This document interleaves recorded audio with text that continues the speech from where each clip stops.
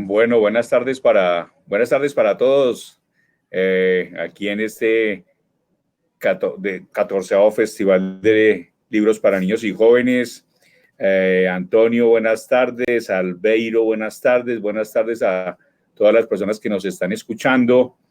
Tuvimos un poquito de dificultades técnicas ahora, pero bueno, creo que ya las solucionamos.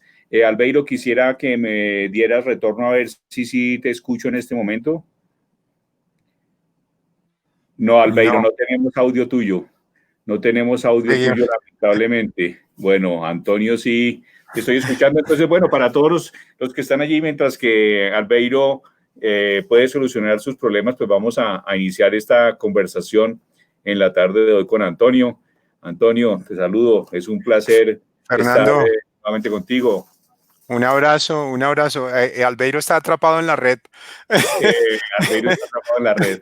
Esas Así cosas, estas cosas de la virtualidad son así, ¿no? A veces es simplemente el micrófono, la señal está perfecta, pero el micrófono seguramente le está molestando y bueno, esperemos que se conecte pronto para que podamos tener una excelente conversación y pues nada, primero que todo darle un saludo a toda la gente que se conecta a estas horas y encantado de estar en este festival de libros para niños y jóvenes y pues hablar de lo que más nos gusta, que es la literatura juvenil, que nos impulsa bastante. Bueno, gracias Antonio. A todos los que nos están escuchando en este momento, pues lo primero que debo hacer es presentar a Antonio, ¿no? Aunque con tantos lectores que tiene ya en Colombia y en el exterior, pues son muchas las personas que ya lo reconocen por su escritura y por su forma de ser. Pero les cuento a todos que Antonio es formado en literatura inglesa en la universidad durante toda su vida.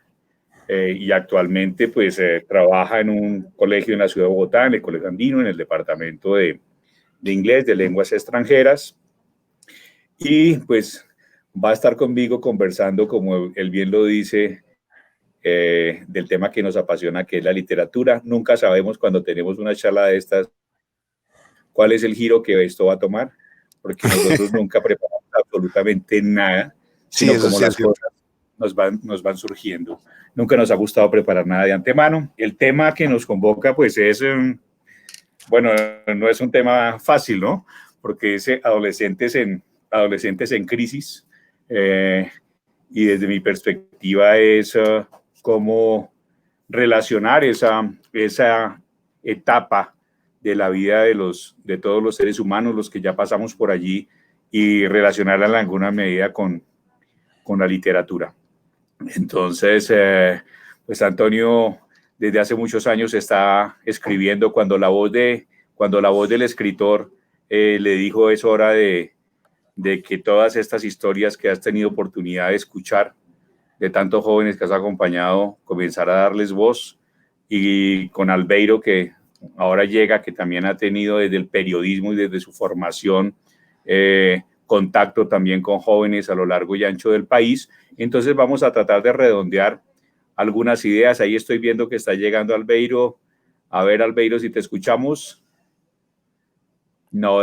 No, no. definitivamente, Albeiro. Una solución que podríamos tener, no sé, Albeiro, si me estás escuchando, o Camila, si le puedes decir ahora, es si vamos viendo la imagen y le pone un celular al lado del micrófono del computador, algo así. Podría ser, no lo sé.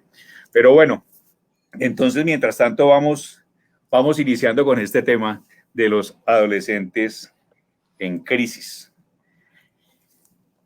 Los adolescentes siempre están en crisis, Antonio, sería mi primer pregunta con la experiencia que tú tienes desde la pedagogía. O sea, ¿siempre ves los adolescentes en crisis? Yo sí, ahí llegó Albeiro. ¿Hay sonido? Albeiro, Ahora sí, ya, Albeiro. ahora sí, Listo, upa, listo. qué bien, Ok. Muy bien. Por fin. Entonces, qué bueno. antes de que me dé respuesta, Antonio, Sí, voy a saludar a Albeiro. Bueno, Albeiro es periodista. Albeiro es periodista, ejerció muchos años el periodismo en Bogotá y en la ciudad de Cali. Sé que por muchos años dirigió un importante noticiero y de un momento a otro tomó la firme decisión de seguir los pasos que debía seguir, de dejar la práctica periodística y dedicarse 100% a la disciplina de escribir y de compartir sus historias con tantas y tantas personas a lo largo de muchos territorios, no solamente de Colombia, sino, al igual que Antonio, han trascendido las fronteras.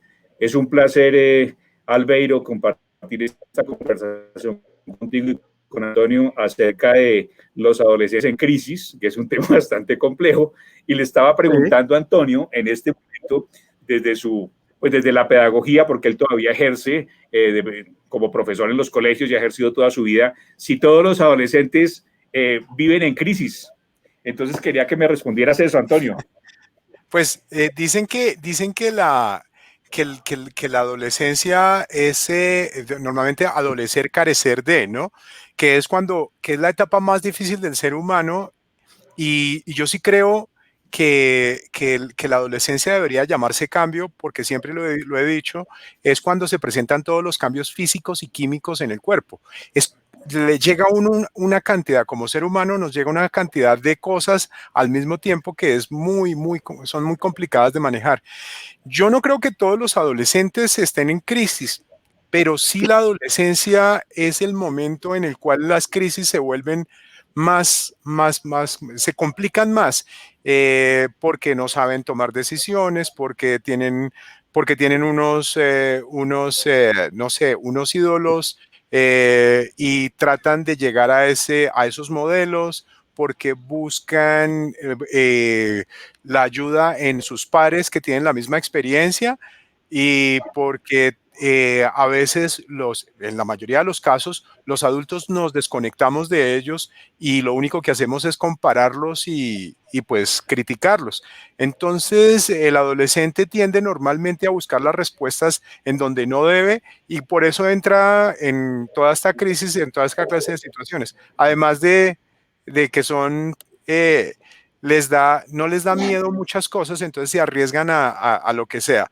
Y es por eso que se meten en tantos y tantos problemas. Pero pues ahí mi querido maestro Albeiro, para que un saludo y toda mi admiración, con ese libro fabuloso de Atrapada en la red, que creo que es muy pertinente para toda esta clase de situaciones en las que estamos viviendo, pues nos puede complementar este asunto.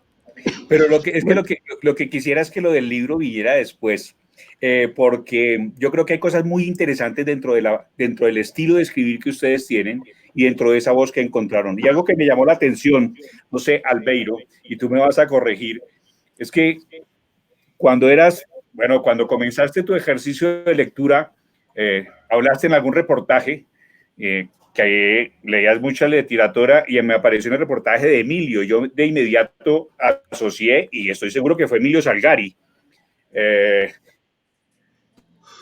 Y entonces me explicar, y yo no tenía ni idea que también había sido periodista. No tenía la más mínima idea. No sé si dentro de ese ejercicio, o sea, al igual que Albeiro, Salgari fue periodista y luego entra en esa faceta de escritor. Y no sé si dentro de todas esas aventuras de Salgari, en todas esas, para ponerlo en el lenguaje de hoy, sagas, porque Salgari tenía varias facetas, ¿no? O piratas, o bandidos, siempre ubicados en diferentes sitios.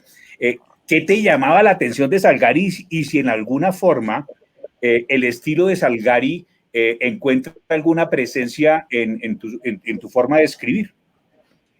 Muy buenas tardes, Luis Fernando, Antonio, me da mucho gusto hablar con ustedes.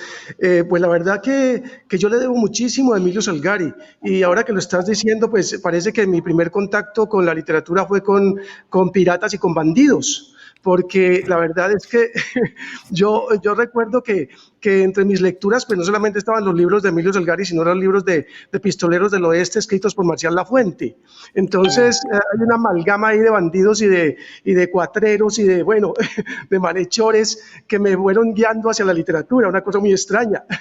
Pero bueno, específicamente de Emilio Salgari, yo recuerdo que, lo que pasa es que yo vivía en un pueblito en Yarumal, un pueblito montañoso, donde el mar estaba muy lejos, y que me llegara a mí a las manos un libro de Emilio Salgari que me describía los mares de la Malasia y que me describía los barcos de una manera que yo nunca antes había conocido porque no había tenido nunca un contacto con el mar. De hecho, conocí el mar a los 19 años y cuando lo conocí me pareció demasiado aburrido porque el mar que yo tenía en mi cabeza era el mar de los libros de Emilio Salgari.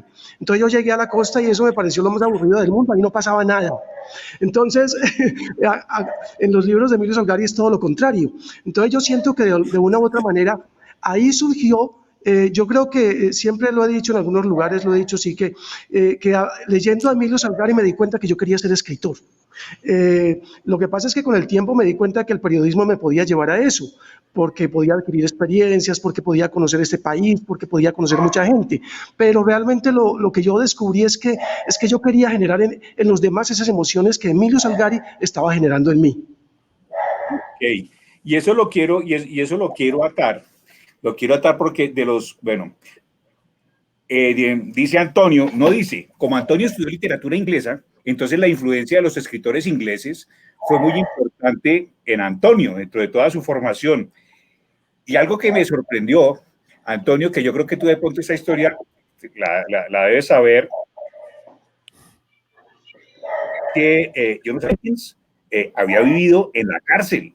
No sé si es sorpresa para ti o para varios, pero en la época de Dickens a su padre cae preso y en esa época uno podía terminar en la cárcel, la familia acompañando al preso. Al preso. Sí, que me parece algo realmente sorprendente, porque empiezo a relacionar la problemática de Dickens en esa vivencia de niño, o sea, de ver los conflictos de su familia y de su padre, y ver que eso, pues, igual, en toda la historia siempre tendremos conflictos familiares, unos más fuertes que otros, gente que sufre más que otra, en fin. Me gustaría, tú que estudiaste literatura inglesa, que nos contaras un poco de ese episodio de Dickens. Bueno, ese sí no lo tenía en el radar. Ese sí me coge por sorpresa, pero sí había escuchado. Una de las cosas importantes de Dickens es que él digamos, en todas las historias que tiene, yo inclusive tengo una por acá que la compré. No, espérate, se me perdió. Bueno, la tenía por acá. Y es que él traslada absolutamente muchas vivencias dentro de sus, como lo hacemos o lo tratamos de hacer los escritores hoy en día, de trasladarse según ciertas vivencias a las historias. Pero eso digamos que a Dickens lo marcó, y pues en esa época a los escritores los marcaba demasiado esa clase de situaciones. Yo la verdad ese episodio no lo tenía dentro del radar. Ese sí me coge por sorpresa. Ahí está Fernando, más dateado que yo. Pero no se me hace raro que pues dentro de las obras que yo leí de Dickens, pues ahí creo que voy a entender una cantidad de cosas que antes no estaba entendiendo, y eso me lleva a releerlo un poco más. Claro, porque de hecho cuando escribe David Copperfield con toda esa problemática, sí, uno puede atar muchísimas cosas que se dan en esa relación. Y algo que también me llamó muchísimo la atención de otro autor que tú citas mucho, que es Bernard Shaw, es que fue 2 veces Nobel, que no sé si eso tampoco lo tenías en el radar. No, sí, eso sí. Sí. Cuenta un poco de Bernard Shaw como influenciador en ti por su literatura, por favor. A mí, yo siempre he dicho que, digamos, la obra que más me impactó por la forma en que está escrita es Pigmalión.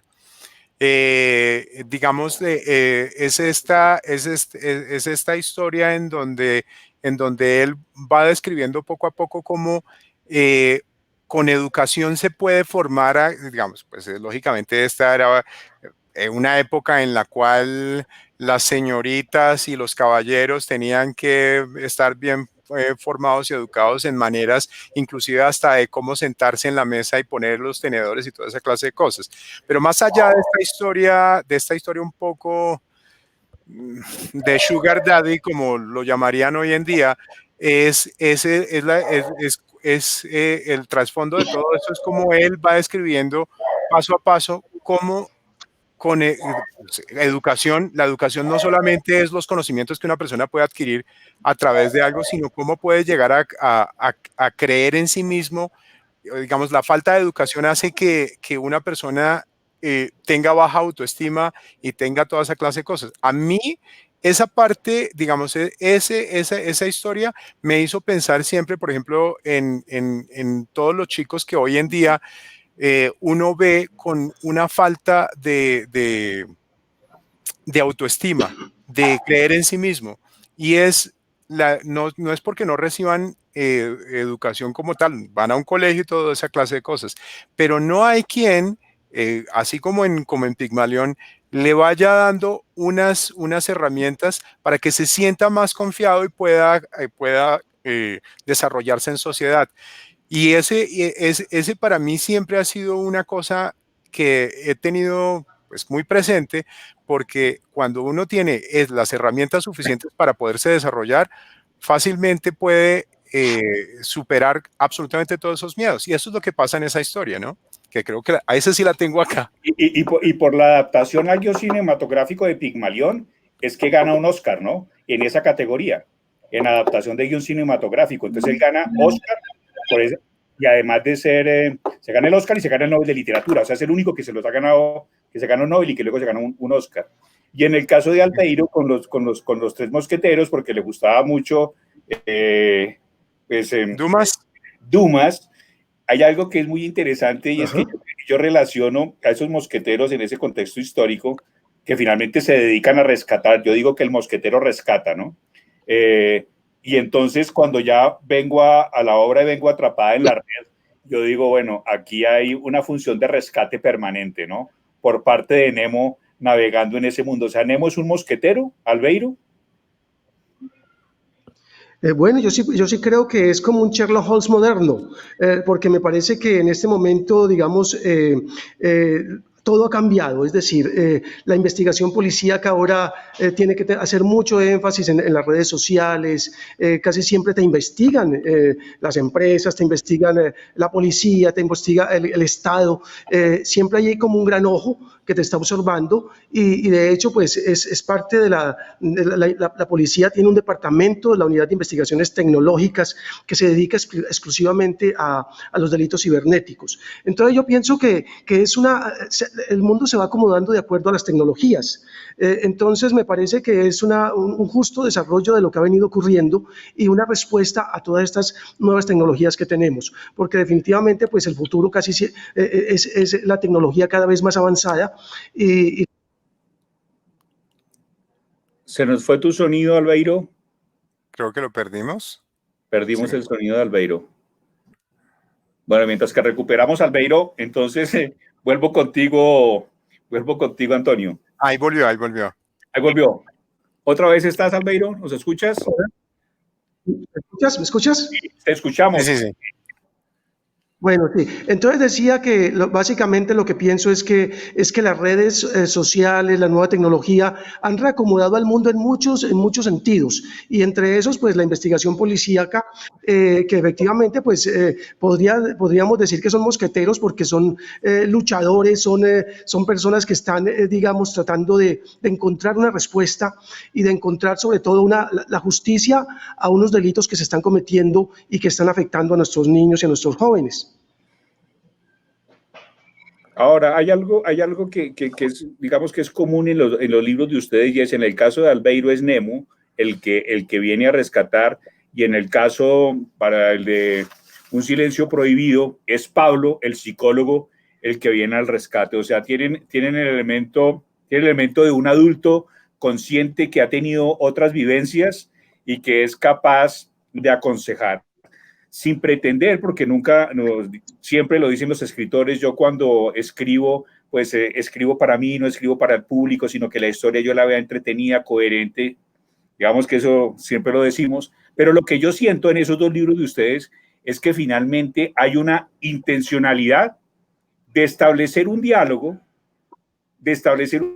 con el lector, pero también de que el lector reflexione acerca de los diálogos que tiene que tener con otras personas, adultas o no adultas, pero que los lleven a pensar si lo que estamos haciendo lo estamos haciendo bien, regular o mal.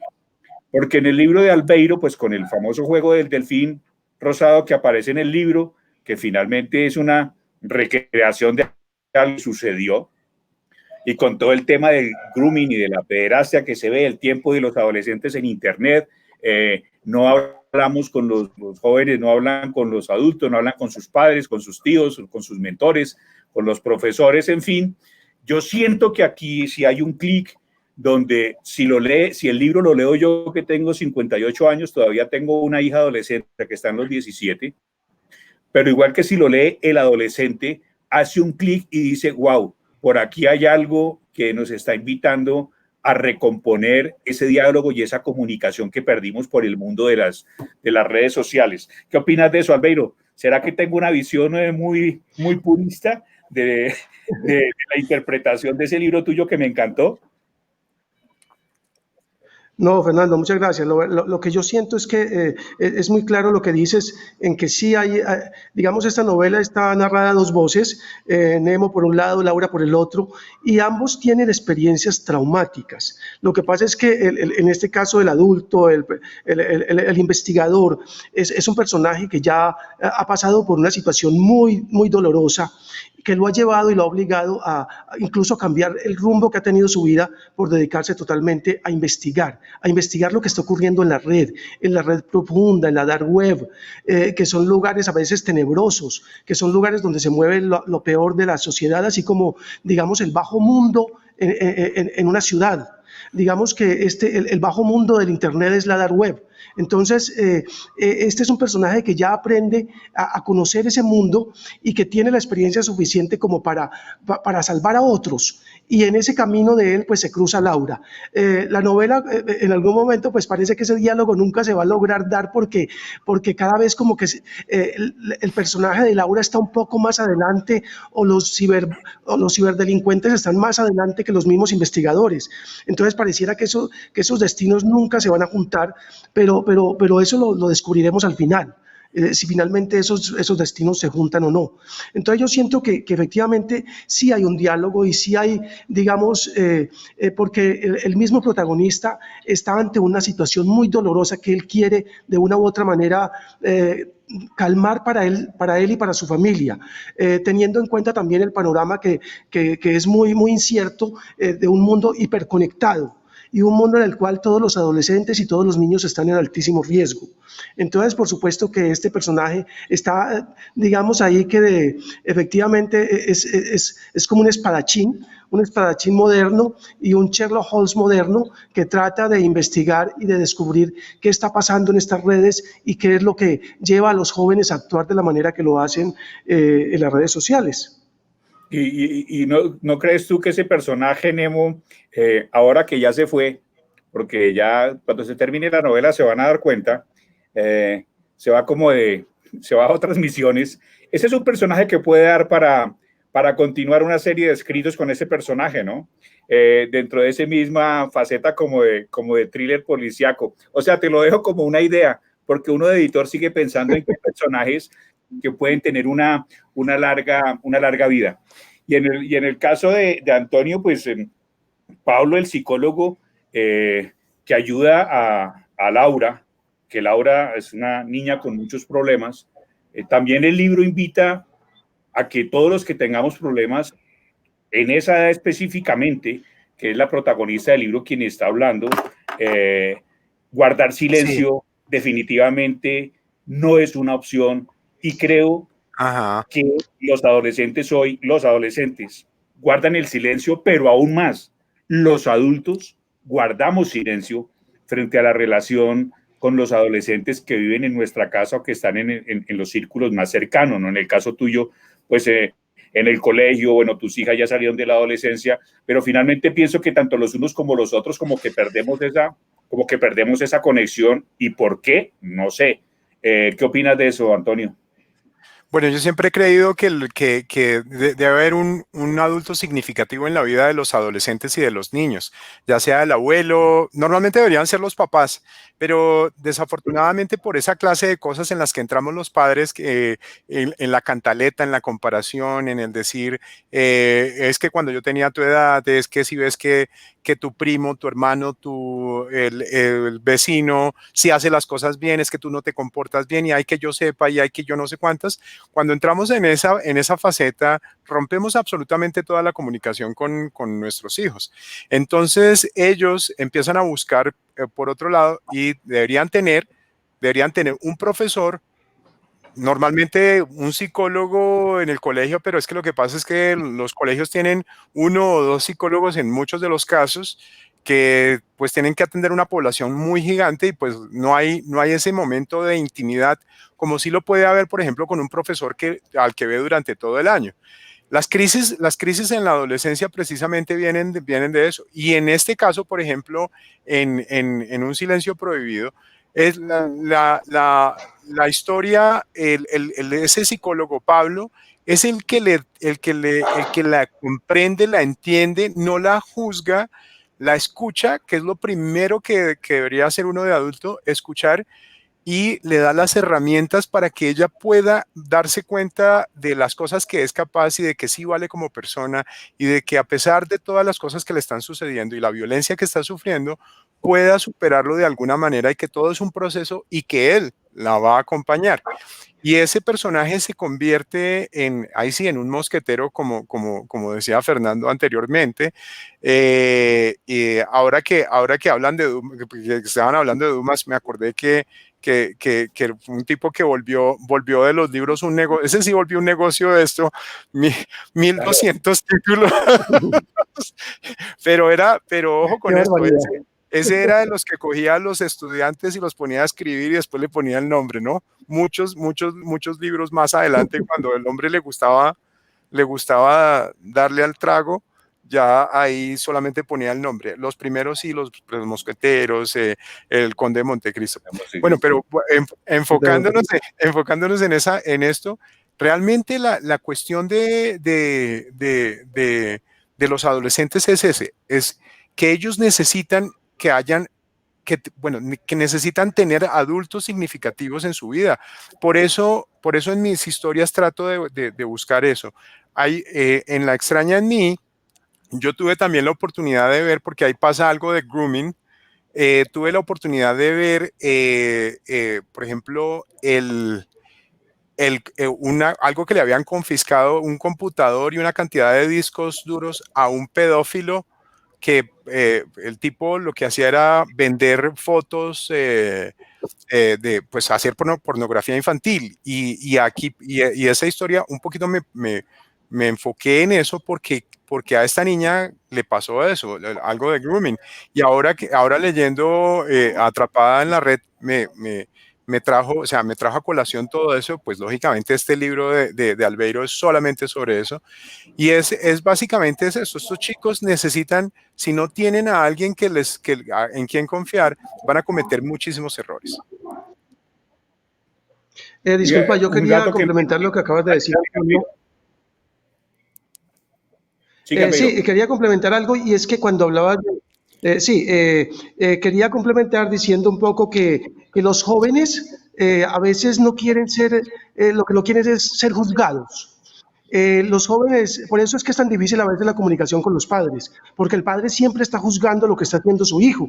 Entonces, por eso es que a veces también los jóvenes no quieren abrirse en su totalidad a los padres, y es ahí donde se establece como una dificultad en el diálogo, porque precisamente cuando uno es joven lo que no quiere es que lo juzguen, uno solamente quiere que lo escuchen.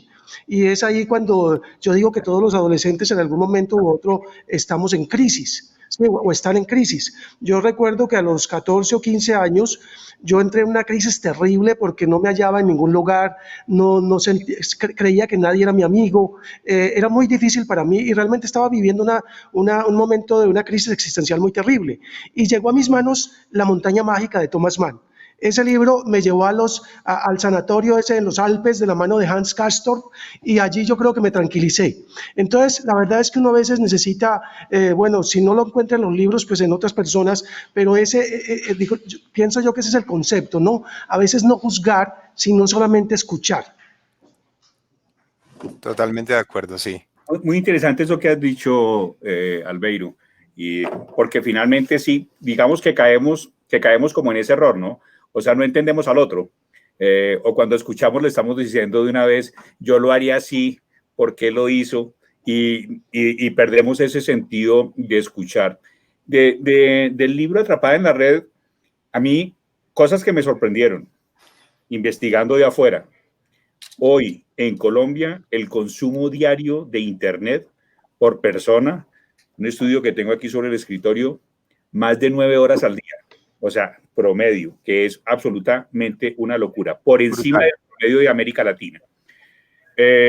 Las horas que pasamos al día conectados en Internet. La tecnología en sí no es ni buena ni mala, es tecnología y bien utilizada cualquier herramienta nos puede ayudar en muchas cosas.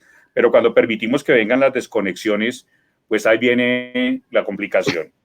A mí me parecería muy interesante con cualquiera de los libros de ustedes dos, que en casa o con el mediador de lectura, con el bibliotecólogo, con el maestro, se hicieran ejercicios a partir de lo que uno encuentra allí.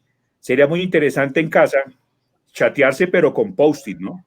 No desde el teléfono, sino establecer ese vínculo de comunicación y colocarle una nota al papá, a la mamá o al hermano y colocársela como si fuera un chat y dejársela en la puerta y que él pase y te conteste también a ti en tu puerta o en tu escritorio y empezar a ver cómo esas mecánicas de comunicación que hoy las estamos utilizando desde el WhatsApp, como lo dice la protagonista de Atrapada en la Red, que pertenece a 50 grupos, que no conoce absolutamente a nadie, que está con las rechiquis, que son sus mejores amigas, en fin, pero el contacto cara a cara de estar con otras personas realmente no lo tiene y eso se ha perdido. Y yo pienso que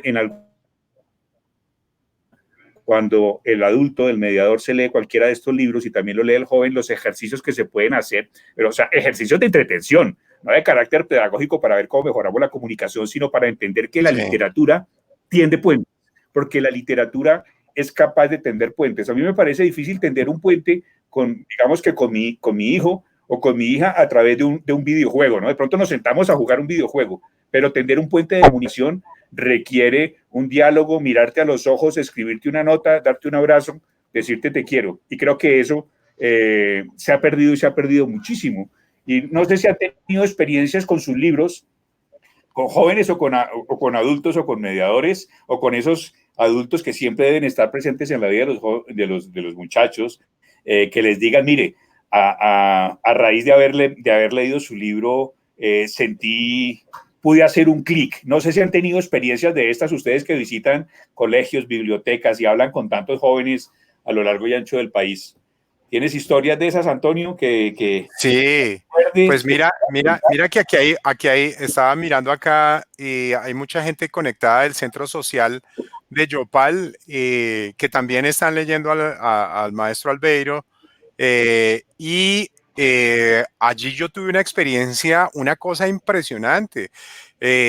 1000 papás con su libro de Lo que nunca te dije, un sábado a las 8 de la mañana, todo el mundo juicioso. La rectora de ese tiempo les había puesto a leer a todos desde quinto de primaria para arriba, a leer a los papás y el que la gente llegue y le diga, mire, a ver, hablamos de un país que tiene zonas en donde el machismo es muy, o sea, está en nosotros, o sea, que somos educados con eso y que es difícil de quitar. Entonces, les llega este libro a las manos a estas personas y llegan varios papás a decirme y a contarme sus experiencias con el libro y pues a decir cómo de alguna manera lo que decía Albeiro ahorita me pareció muy bonito cuando dice que cuando tenía 14 o 15 años, que se sentía totalmente perdido, es un libro el que lo lleva y lo coge de la mano. Y aquí pasó lo mismo. Se tendió. La comunicación que estaba totalmente rota se empezó a sanar a través de una historia.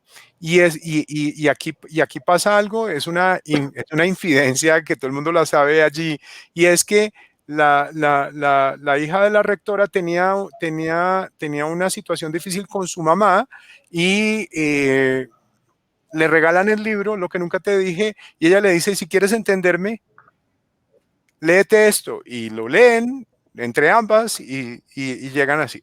Entonces, así como esa, hay muchas historias. En Perú me pasó con un señor, con La extraña en mí, que me dijo que no sabía qué era lo que le pasaba a su hija hasta que leyó La extraña en mí y entendió perfectamente y pudo. Muchas veces los libros nos hacen eso, nos devuelven eso. El problema de lo que tú decías, Fernando, no sé si han visto en Netflix El dilema de las redes sociales, en donde hablan todos estos que eran ejecutivos de Facebook e Instagram y todos los que se inventaron los algoritmos para verse para que nos volvieran adictos a todos, pues es una vaina impresionante. Que ellos no le permiten los creadores de todo eso no le permiten a sus hijos que toquen los celulares ni las redes sociales.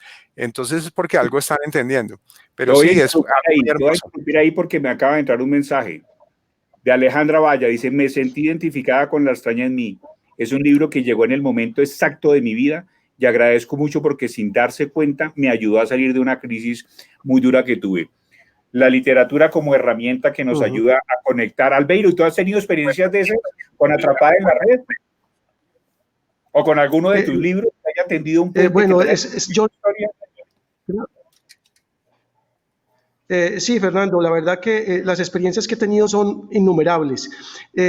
Una vez en Palmira, en un colegio, una niña se me acercó y me contó que había pasado por un momento muy difícil de su vida y que curiosamente le había llegado un libro mío, no por el colegio, sino que simplemente le había llegado, y que ese libro, pues ella había tomado como una determinación muy dura y muy drástica con su vida, y que ese libro le había llegado y que lo empezó a leer, y que cuando lo terminó ella sintió que su vida había cambiado, y que esa determinación tan drástica que había tomado, que era acabar con su vida, pues que ella se había dado cuenta que había personas que sufrían mucho más que ella. Entonces, lo que hicimos, pues yo la abracé, ella me abrazó a mí, y yo, ese encuentro como tan mágico entre un autor y un lector que casi nunca se da, pues se dio en ese momento y yo sentía que había llegado, que había tocado el corazón de esa lectora. Y sé que lo mismo va a ocurrir con Atrapada en la red, porque pues está escrito como con ese mismo sentido, el sentido también que tiene toda la literatura, que es tocar el alma, ¿no? Que tocar el alma de los lectores. Y yo siento que, bueno, experiencias o libros de niños que tras la lectura de uno de mis libros han hablado y han dicho que son víctimas de un abuso sexual. O sea, salvar a un niño. Una mamá me escribió hace muy poco que su hermanita había guardado durante muchos años un libro mío y que un día lo sacó y se lo leyó a su hermanito, y leyéndolo descubrieron que el papá estaba abusando de ese hermanito. Entonces esa mamá me escribió emocionadísima diciendo que yo había salvado a esa familia. Entonces, bueno, yo no sé, es la literatura la que hace eso, ¿cierto? Y eso es lo mágico que tiene la literatura y lo emocionante que tiene. Por eso sería muy lindo, o sea, es lindo que los adolescentes lean, y es lindo que todos leamos. Eso pues puede sonar a cliché, pero qué lindo sería que nos diéramos la oportunidad de que en la casa se hiciera una lectura en voz alta de 5 minutos y que un libro lo escoja un día el niño, otro día el joven, otro día la mamá, y hacer una lectura en casa silenciosa de 5 minutos, solamente como un ejercicio de conexión de lo que significa el manejo de la palabra y de cualquier libro. O sea, no estoy hablando de un libro en específico, sino de cualquiera, porque lo que produce la literatura es eso, es la conexión con el ser, es la conexión con el alma. Eso es definitivo. Totalmente de acuerdo, totalmente de acuerdo. Estamos supuestamente en el siglo de las comunicaciones y es cuando más desconectados estamos. Leer en familia debería convertirse, o sea, la gente siempre, yo escucho y me hacen muchas preguntas, creo que a todos los que estamos en el mundo editorial nos hacen las preguntas de cómo hacer que los jóvenes lean más. Y yo siempre les digo, miren todas las sagas que sacan para jóvenes, miren esos grupos gigantes editoriales, miren todas las editoriales en el mundo, invierten millones y millones en hacer promoción para libros, y es porque los jóvenes leen.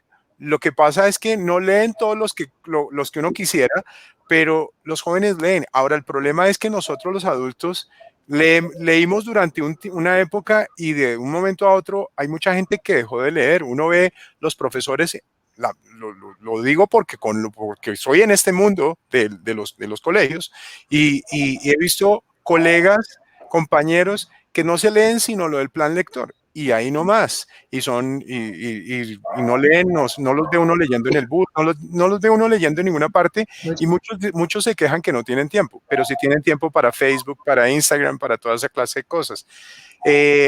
Entonces es importante que los adultos nos sentemos, como dice Fernando, en familia, que propongamos, que leamos, que discutamos sobre esa clase de cosas, y nos desconectemos de Netflix, de los celulares y de todas las cosas que hay en las redes. De acuerdo, mira que me sucedió algo, hace pocos días estábamos discutiendo y hablando de proyectos editoriales, pues porque es lo que más nos gusta hacer, y entonces me dijo, aquí hay para un libro de crónicas, ¿no? Entonces me dijo, no, pero esta crónica yo creo que no encaja aquí porque es una crónica de suicidio. Y entonces se me vino a la cabeza y dije, bueno, si no podemos tocar el tema del suicidio porque hay un tono tal vez, no sé, como de veto en los establecimientos con respecto al plan lector, porque se hablan temas que realmente nos suceden hoy, me fui a buscar las cifras y me encontré con que el año pasado 800,000 personas se suicidaron alrededor del mundo, y el 78% está entre la edad de los 10 a los 29 años. Entonces, sí, es un tema que tenemos ahí. Es un tema que alguien lo puede considerar, bueno, como quieran, de salud pública, embarazo adolescente, adicción a las drogas, violencia intrafamiliar, en fin. Y no es que la literatura sea moralizante, no es que la literatura no se hace para moralizar absolutamente a nadie, pero hay temas que tal vez desde la literatura nos pueden tender el puente para abordar esos temas y para descubrir problemáticas y para actuar sobre las problemáticas. ¿Qué opinas de eso, Antonio? Se nos fue Albeiro, tiene problemas técnicos. Ahorita se vuelve a conectar. Yo también estaba mirando a raíz del documental del dilema de las redes sociales, estaba mirando precisamente eso porque me llamó mucho la atención, y es que muchos jóvenes, o sea, en esta época, todos esos estándares que impone la sociedad, no sé, quieren ser como las Kardashian, Kylie Jenner, no sé, Cristiano Ronaldo con sus músculos totalmente marcados, y entonces no estoy así. Entonces empiezan a sufrir de vigorexia, empiezan a sufrir que cada vez se les exige más perfección.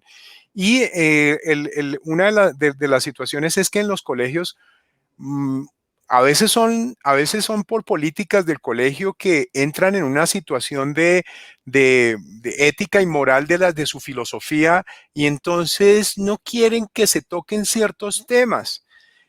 Pero te cuento una cosa, yo trabajé en un colegio en donde la gente le empezó a pasar muchas cosas, se empezaron a cortar, se suicidaron, o sea, y entonces, si no hablamos de los temas, pues esas son las consecuencias.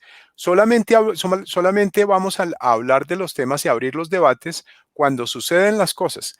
Hablamos de la depresión cuando alguien famoso aparece hablando de depresión. Hablamos del suicidio cuando me recuerdo el chico de la Universidad Javeriana que se lanzó por una ventana, y bueno, yo tuve que asistir a un colegio en Pereira, en donde me invitaron porque en una semana se habían suicidado 4 estudiantes.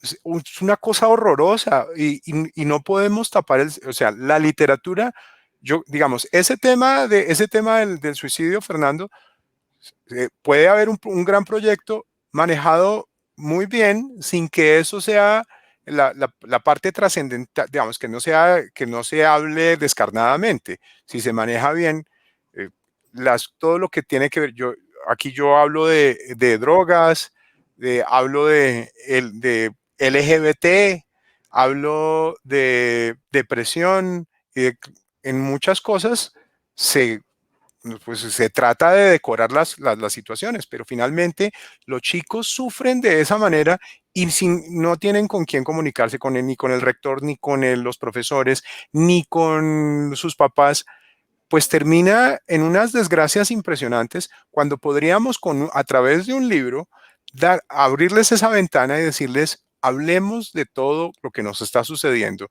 y hablamos de eso y arreglamos absolutamente. Puede ser que no salvemos a todo el mundo, pero al menos podemos prevenir muchas cosas.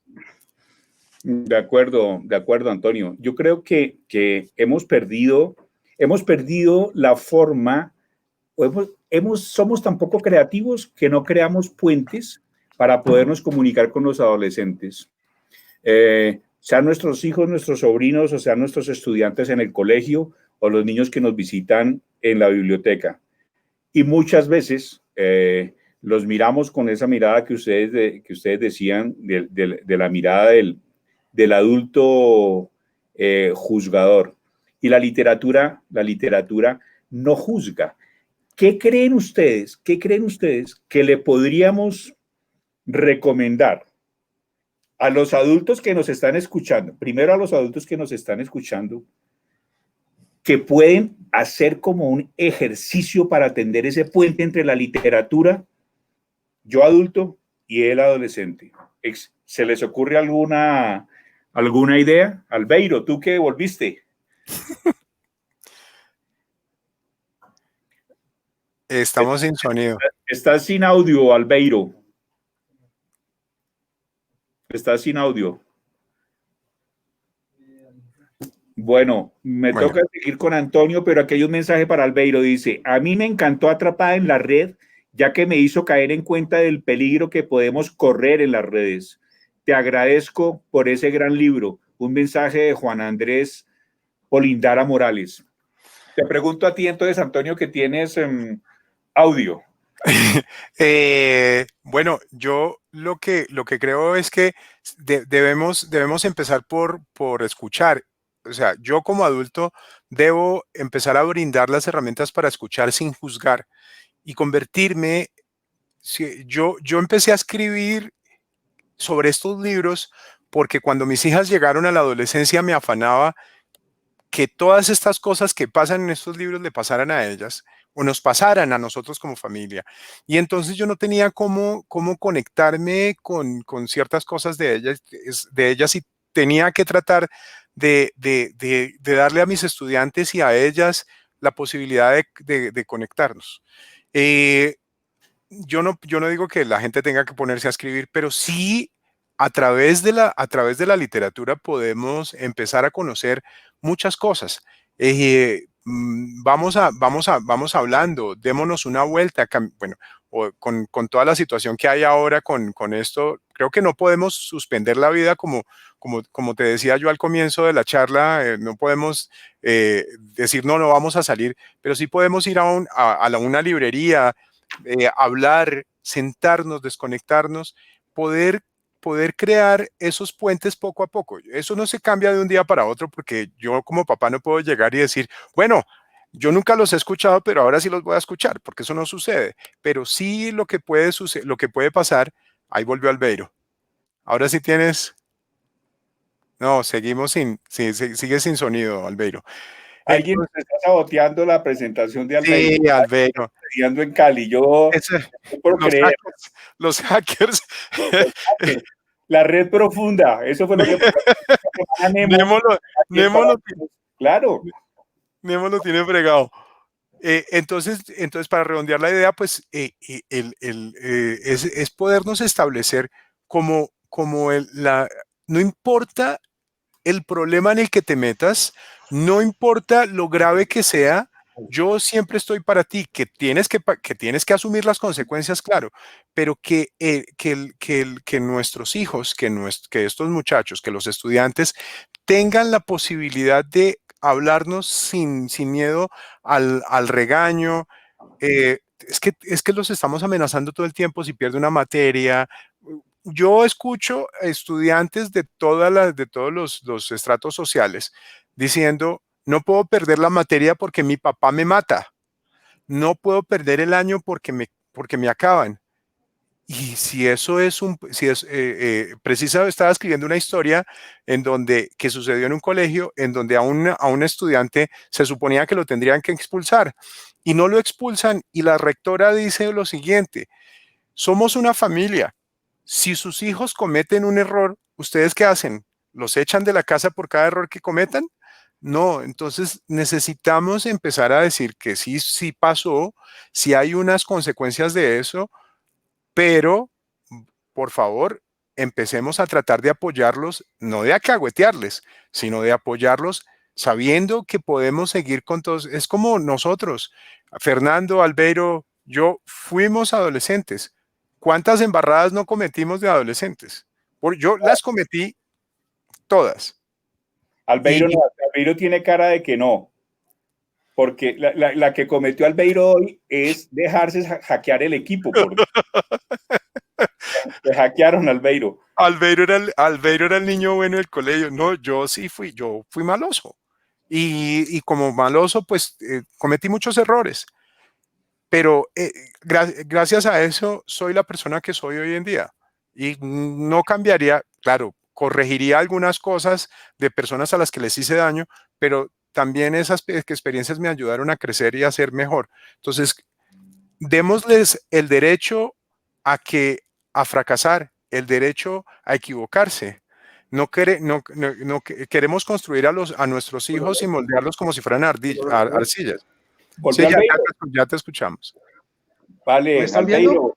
Ahora sí. Estamos escuchando. Entonces esta pregunta va para ti. Como estábamos preguntando primero que qué le podíamos recomendar al adulto desde la literatura para lograr conexión, entonces vámonos a lo inverso.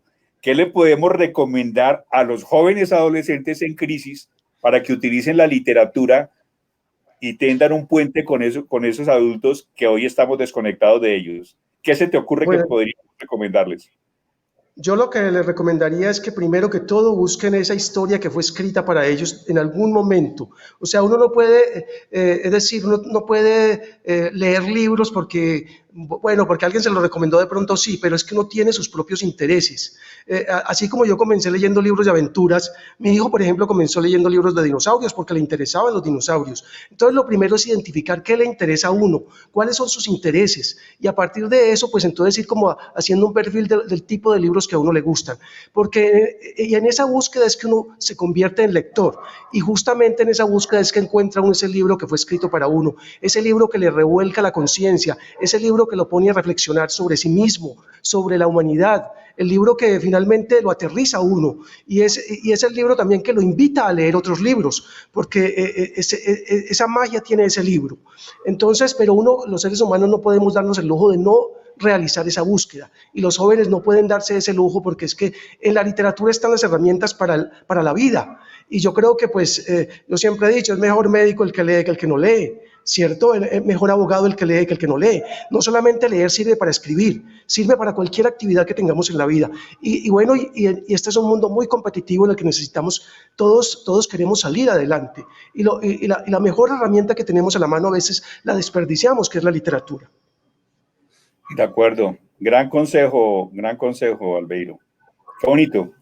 Algo que quería preguntarle a Antonio por aquello de Bernard Shaw, y es que Bernard Shaw finalmente utiliza la literatura para comunicar sus ideas, ¿no? Sus ideales políticos. O sea, utilizó la palabra como herramienta. Bueno, la palabra siempre es una herramienta de comunicación, pero él lo que hizo es: tengo buen uso de la palabra, pero tengo unos ideales políticos que me mueven detrás y con esto me voy. En esa medida tú eres un Bernard Shaw porque también estás dibujando la línea de lo que quieres que suceda con esos adolescentes. Sí, yo me convertí en un profesor irreverente y a eso quería llegar. Yo hoy en día, antes me daba mucho miedo decirle a los papás las verdades en la cara, y hoy me he ganado, digamos, el cariño y el respeto y la forma de poderle decir a los papás lo que yo pienso en la cara, de decirles a los papás con los que yo trato muy educadamente, les digo, aquí la están embarrando ustedes, y entonces descubrimos las verdades y todo.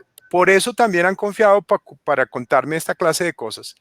Pero lo más importante, y ahí hablando de la parte política, digamos, de mis pensamientos en ese sentido, porque pues de la política no hablo en las historias, pero sí de lo que yo quiero que inclusive los profesores sean.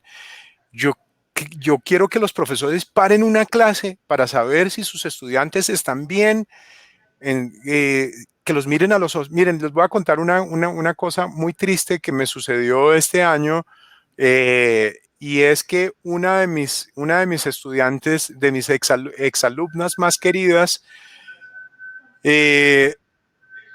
decidió quitarse la vida. No es la primera, ¿no? He tenido varias, pero con ella veníamos, siempre aparecía en las charlas a las que yo daba aquí en Bogotá, siempre iba a las ferias de los libros, siempre había la foto de rigor con ella, siempre el abrazo, siempre el cariño. Su mamá lamentablemente perdió la batalla contra un cáncer el año pasado, un cáncer que le dio su trabajo y que le dio toda esta situación que vivía con su hija, y muchas de las cosas que pasaron se pudieron evitar. No, yo no digo que se haya podido evitar la muerte de ella, porque finalmente estaba lejos de acá y era muy complicado, pero si hubiese podido evitar, si por ejemplo la gente cuando ella estaba en el colegio que estaba, si los profesores hubiésemos hecho un cordón humano en donde pudiera entablar unas conversaciones, si desde el rector, el dueño del colegio, las directivas y todo el mundo habláramos de las cosas que debemos hablar, y a los profesores no nos pusieran tanto trabajo administrativo, y pudiéramos sentarnos realmente a hacer conversaciones con nuestros estudiantes uno por uno. Uno se multiplica, pero no puede salvarle la vida a todo el mundo. Y a mí me ha dolido lo que no está escrito, porque creo que perdí una batalla que no quería perder con ella.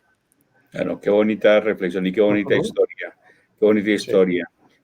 Albeiro, yo quisiera preguntarle acerca de la investigación, porque yo eres periodista, y yo lo que siento en la escritura de tu libro es que la investigación que hiciste de la red profunda y de cómo se mueven los investigadores y lo que hacen, fue extenuante ese proceso de investigación. Cuéntanos un poco de eso, Albeiro.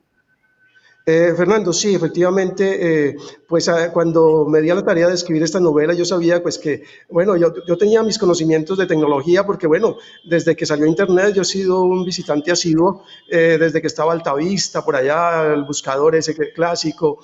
Bueno, a mí la tecnología realmente me sirve como herramienta para mi trabajo, ¿cierto? Entonces, pero pues necesariamente tenía que adquirir más conocimientos para poder escribir esta historia. Entonces hice algunos contactos, bueno, recorriendo también a mi metodología de investigación periodística, y pues hasta que logré conectarme con agentes de la Unidad de Investigaciones Tecnológicas de la Policía aquí en Cali. Ellos me abrieron sus puertas después de que les comenté mi proyecto. Por supuesto que pues no les conté cuál era la historia, pero ellos sabían de qué iba a escribir sobre eso, y bueno, me dedicaron muchas horas a explicarme, a contarme historias, mejor dicho, me llené de ese lenguaje que no es tan fácil, de ese lenguaje técnico, de las historias que transcurren en esos salones de la policía, a veces con mucha impotencia, porque a veces no es fácil determinar el lugar, el origen, el destino de un mensaje. Entonces, sin embargo, allí llegué hasta que finalmente comprendí todo eso, fue que cuando ya lo comprendí me di cuenta que ya podía escribir la novela, porque si no hubiera logrado comprenderlo yo no podía transmitirle eso a mis lectores y esa novela no tendría la credibilidad que pueda tener. Entonces, pero sí, fue un proceso muy largo, de unos 4 o 5 meses, antes de empezar a escribir esta historia. Se siente, o sea, se siente que todo lo que ustedes dos han escrito lo han vivido. En el caso de Antonio, pues por la cercanía con los estudiantes a los que les da voz a través de sus libros, y en el caso de Albeiro, por esa pasión, además de la escritura, por la investigación periodística para darle fuerza y ese hilo conductor a sus historias. Pues hemos llegado al final, nos hemos tomado más de la hora, es lamentable. Yo siempre que estoy conversando con ustedes, el tiempo me hace falta, porque creo que tenemos mucho que decirles a muchas personas que nos escuchan. Lástima no poder tener la interacción para que ellos nos hicieran preguntas, pero el tiempo nos dio. En todo caso, les doy las gracias, le doy las gracias al 14º Festival de Libros para Niños y Jóvenes, a todas las personas que nos dedicaron esta hora para escuchar esta agradable conversación, y muchas gracias. Si ustedes se quieren despedir también, Antonio y Albeiro. No, pues Claro que para mí es un placer haber estado con Albeiro. Se suponía que esto iba a ser en la Feria del Libro hace unos meses atrás, pero pues lamentablemente no se pudo. Maestro, yo lo admiro y lo respeto y quiero seguir sus pasos. A Fernando, muchísimas gracias por todo el apoyo de siempre a Panamericana Editorial, que me ha abierto las puertas y me ha apoyado en toda esta locura.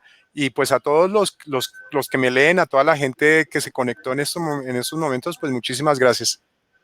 Les agradezco mucho, Antonio, mil gracias por tus palabras, te admiro mucho también, espero que te siga yendo también como te está yendo. Fernando, mil gracias por darme esta oportunidad de estar aquí con ustedes. Tuve muchas interrupciones, pero les advierto que me están persiguiendo los hackers por haber escrito Atrapado en la red. Eso estuvo bueno. Así pues, todo es culpa de ellos. Pero queda grabado, todo lo podemos repetir. Ok, adiós. Chao. Bueno, chao.